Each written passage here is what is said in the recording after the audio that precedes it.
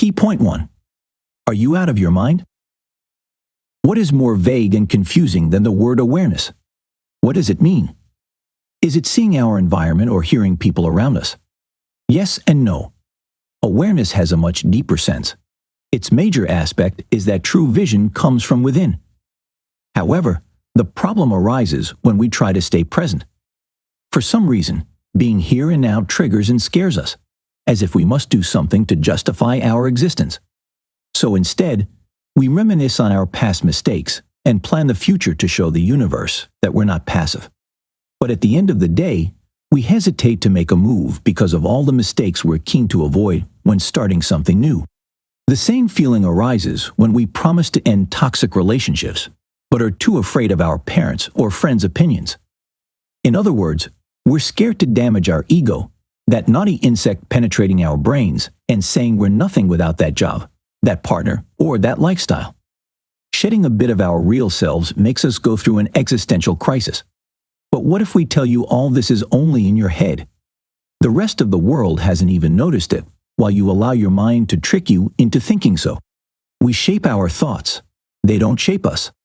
Echhart Tolle distilled this problem to extract its essence, our mind. He believes we can be our best selves if we release the grip on our thoughts and opinions. Unless you're scared of having no idea who you are and what you can be, freely embark on this spiritual journey. Key point 2. Be Buddha instead of quoting him. We are addicted to thinking. We find comfort in the voices in our heads as they shield us from terrifying creatures, our authentic selves. Our thoughts often dress up our inner nudity to make it presentable for, first and foremost, ourselves. On rare occasions, the voices stop talking, but instead of being relieved, we're terrified of the smallness of our true selves, hidden behind our opinions of ourselves and others, otherwise known as ego. In other words, our mind is the ego. How can we recognize this unfathomable entity? In short, these are all the meanings we attach to ourselves: opinions, judgments, ideologies, favorite art genres, and even aesthetics. Put differently, we need things to identify with and to present ourselves in a favorable light. We often refer to these external factors as our personality. However, if we momentarily detach ourselves from our favorite band or show, the sense of emptiness and indifference may resurface. As social beings, we fear the inability to connect with others, which can lead to being labeled as an outcast. That is why we'd rather let our minds feed off our worries and insecurities than confront them and become whole without relying on external validation. Speaking of worries and insecurities, our emotions can also stab us in the back. What is emotion if not a spillover of our thoughts? Sometimes the feelings grow so intense we lose the sense of consciousness and let them defeat us. What follows is anger, irritation, confusion, or panic. Literally any emotion on the negative spectrum. No idea is entirely correct, and no opinion is exhaustive. Let's look at an example. When someone points out our mistake or challenges our view with a valid argument, our ego starts to panic. Built on the illusion of its decisive, but frankly baseless, credibility, it's scared of exposure. Our ego refuses to admit its mistakes. The emotional reaction we're experiencing is feeling offended. However, it's not a personal insult to ourselves, but rather an attack on our ego.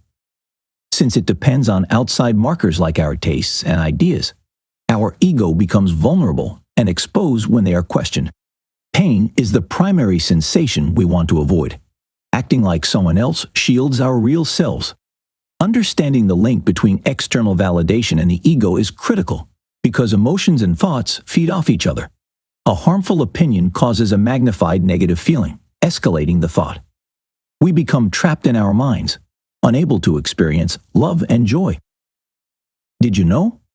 Excessive social media use can force some users to adopt popular appearances and activities for future validation instead of observing their present selves and values. Key point 3. If not now, then when? Being unsatisfied with our lives is a common experience that bonds total strangers. For Tolle, this dissatisfaction is nothing but a mental disease caused by the incorrect perception of time. By his definition, the past and future don't exist. The only available time is now. According to Tolle, dwelling on past mistakes or dreaming of a better future are symptoms of unwellness, while being fully present in the now is a token of a sound mind. The past fuels our current identity with memories and regrets, while the future hints at salvation and hope. However, while we twitch between those two realms, we miss the only real one, the present. Another symptom of chronic lack of presence is our attachment to problems.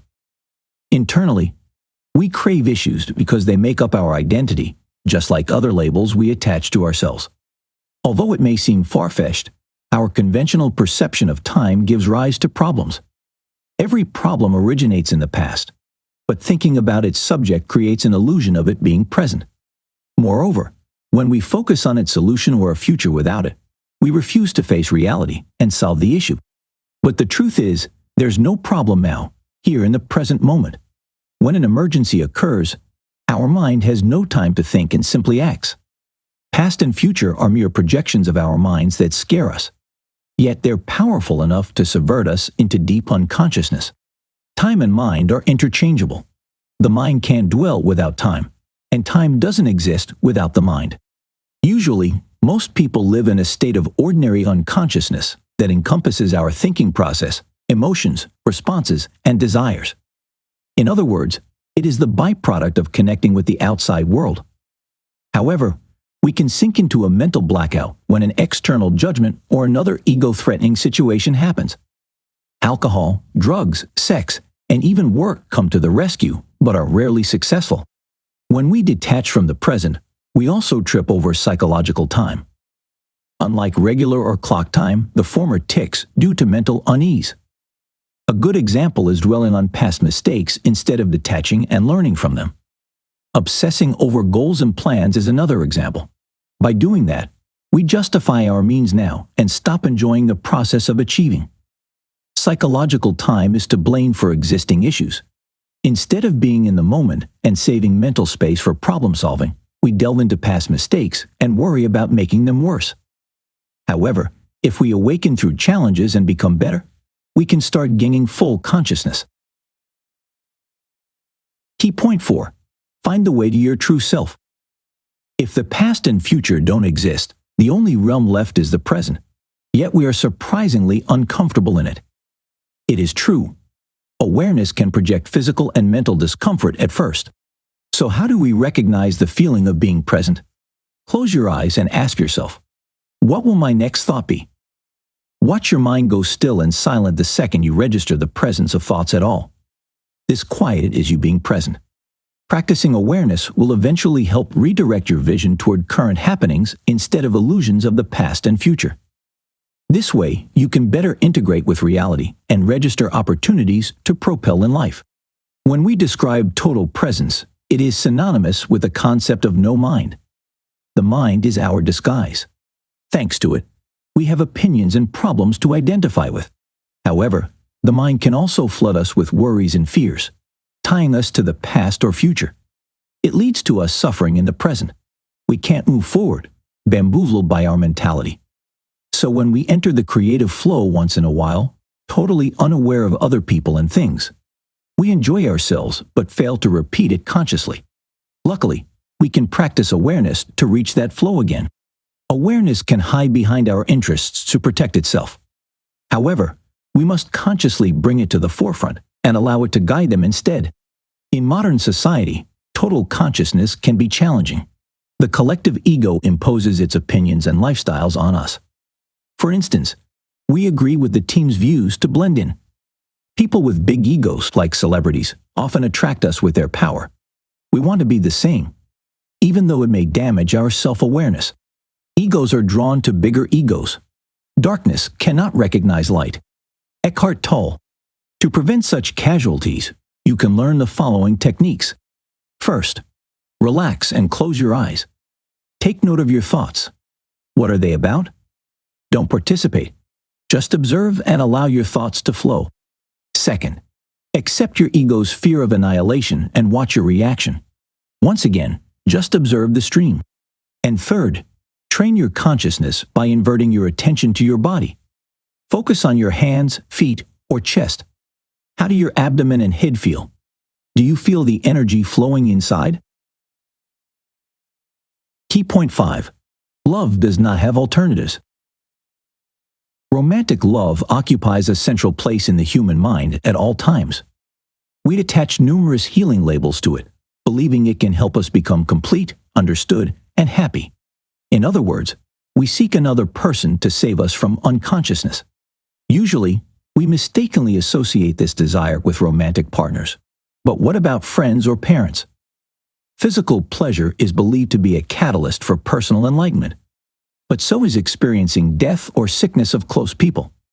Any extremity kicks us out of our unawareness for a second. But for a longer effect, one must work on themselves. We cannot love genuinely unless we're free of our mind or ego. People are familiar with the chaotic breakup cycle. Refusing the pleasure of drama can be challenging. We enter romantic relationships expecting personal healing, unaware that you can't fix two broken vases with each other's shards. One's turmoil can't become another's cure, but by treating our wounds, we can help our partners heal along the way. Love is not selective, just as the light of the sun is not selective. Echhart Tolle. Unconditional love emanates from within, so working on our awareness is the primary way to reach that state. Remember, unawareness implies a strong ego and attachment to our mind, which means we become easy prey to negativity, jealousy, possessiveness, control, irritation, and eventual separation. We easily judge the person beside us, confused by our own flaws. Conversely, some people get addicted to their partners, using them as a surrogate for their inner wholeness. We tend to base our sense of self on things that can attract a potential spouse: appearance, social status, career, and others. And more often than not, we're insecure about one or more of them. If we stop feeding our ego, the urge to judge will exhaust itself and eventually be replaced by acceptance. According to Tolle, women have a harder time detaching from their collective and personal experiences because of their intensity. Throughout history, females suffered from male-induced violence, exploitation, rape, unwanted pregnancy, and child loss, not to mention the pain of menstruation. On the other hand, feminine energy, which is not limited exclusively to women, is more suitable for entering the deeper realms of reality. It assumes openness, non-judgment, and submission, the gentle yet potent force necessary for cultivating awareness. Aside from these abilities, the following practice can ensure healthier and more mindful relationships. Turn on the witness mode whenever your partner evokes a specific negative response in you. Label it and let it pass without contributing to it emotionally. Use the knowledge to improve your self-awareness. Key point 6. Between despair and enlightenment. Success cannot exist without failure. Most notions would not exist if they had no opposite to define them, and to achieve awareness, we must repeat this mantra daily. In addition, what's even more important is the necessity of failure. We must fail to succeed. Every life on earth goes through a cycle, which means withering is a natural stage of progress. Periods of failure are critical to reevaluate the direction, give space to transformation, and observe ourselves from a sensitive angle. Major spiritual awakenings happen due to the restoring force. We must experience abnormal pain or limitation to discover the other side of us. In fact, qualities like compassion, forgiveness, and surrender come from negative experiences. But what is negative? The whole point of developing awareness and detachment is harmonizing with the universe, this spaceless being and pure energy. The present is a fundamental element of being, as the universe has no past or future. That is to say, there are no expectations or regrets, only acceptance of the current moment. Negativity stems from our mind or ego as a reaction to external stimuli. The ego hates being attacked and exposing its flaws. As a result, we often perceive every challenge as negative instead of seeing it as an opportunity to grow. Some discomfort is unavoidable, but nothing is more satisfying than sore muscles after a good workout. Failure is the best way to success. Discomfort motivates us to strengthen, not victory. Hardships are part of our life cycles. Without them, we wouldn't appreciate success. So, to change our perception of obstacles, we must practice forgiveness and surrender. By forgiving, meaning accepting the past, we allow the present in with all the opportunities we used to overlook. Resistance is negativity. Surrendering doesn't imply giving up, but rather accepting the present moment. Even when the situation is unfavorable, the point is to acknowledge the circumstances without anger or frustration, and resolve it without taking it personally. Many fail to release their pessimistic feelings because their ego feeds off them. Adopting a more positive outlook threatens their depressed identity. In other words, they'll never be happy or satisfied because deep inside them, they don't want to. That is why compassion is critical. The acceptance of events around us spills over to the acceptance of other people. Instead of arguing or judging, we stop proving ourselves right and recognize the absurdity of conflict in any form. Eventually, without personal attachment to things, we are no longer susceptible to negativity and stop spreading it through disputes. We learn to live peacefully. Conclusion. The words you are reading are stuck in the present moment. On the other hand, we are trying to escape it at all costs. Our mind never lives in the now. Instead, it seeks solace in the past and future. As years pass, we build our armor of opinions and judgments to protect our ego, yet we fail to recognize ourselves without it. Our ego is separate from our true selves, but we're too afraid to release the attributes that make us someone. The truth is that time doesn't exist, and neither do all of our illusions about things that drowned in the past or won't happen past our dreams of the future. We escape the present because it contains all the problems we hesitate to deal with, and fight all these battles strictly in our minds. We could break free but secretly enjoy the victim status because it justifies passivity. The present moment does not. It is constantly active, urging us to be the same. Ironically, as we seek peace, we run away from the very source of it, awareness. Consciousness can be painful as it strips away our armor. On the other hand, it equips us with even better ones: acceptance, surrender, and forgiveness. This magic trio is a universal key to improving our relationship with ourselves and others, withstanding life's challenges, and progressing organically without excessive drama.